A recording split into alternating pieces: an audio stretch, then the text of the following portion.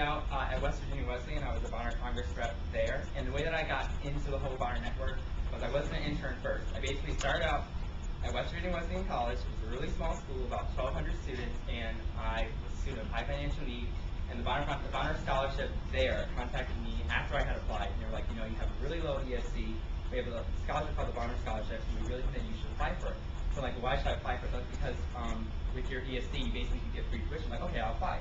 So then I applied to the Bonner Scholarship. I go down for an interview. I get the Bonner Scholarship. And what happens is, I kind of get there. I missed the whole like orientation thing and the whole thing that like a lot of students do when they apply. So when I got there, I didn't really know anything about Bonner.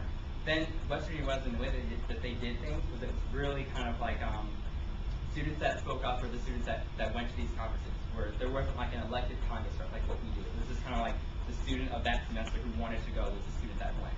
So that semester, I heard about Bonner Congress. I was like, I really want to go because I want to learn more about what Bonner is. I went to this conference, which is what we're having in October, and I was totally overwhelmed. I had no idea that there were other Bonner schools, at least 80 in the country. I had no idea that there were all these huge nonprofits that were connected to Bonner, and I had no idea that there was a Bonner Foundation in Princeton. I didn't know anything. So I was in this conference in Lynchburg, Virginia, you know, kind of like with other students that were just so impacted, so empowered, and they were so motivated. They were doing great things in their campus, and I just didn't know anything about it. So I came back and I was like, you know, that was kind of embarrassing. I want to do more. I want to learn more about Bonner. I want to make an impact on my campus. I want to make change because I'm given this scholarship, you know, for a reason, and I want to kind of live up to that. So what I did was I went back to my site. I used to tutor when I was in West Virginia. I would tutor and I would teach math, and I started this program called Compass Friends, which was for 7 kids out of the school system that I worked at who had incarcerated, who were families who had a family member that was incarcerated. So most of the kids I worked with, they had a parent that was incarcerated. So I kind of worked with that program, and then it basically kind of blew up, and it was a really, really great program where we basically had Bonner scholars come in and basically be mentors to these kids that had parents who were incarcerated.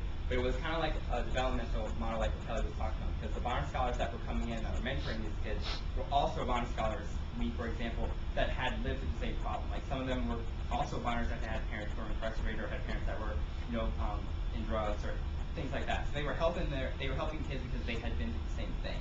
So then this program had extended to another school, and then I went to that other school, changed my Bonner site, started teaching diversity lessons there, started doing the whole Compass Friends developmental model. I wanted to talk about my program and kind of increase it. So now I transfer on from West Virginia Wesleyan, but this program still goes on in 2 other schools.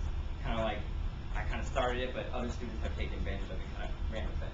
Then I interned at the Bonner Foundation this past summer, and I also went to South Africa and I interned at the Amy Bill Foundation.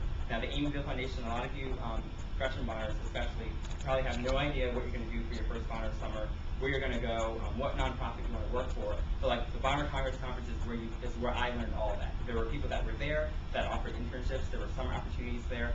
You kind of just learned so much in one weekend that you really, really, really should make a commitment to go.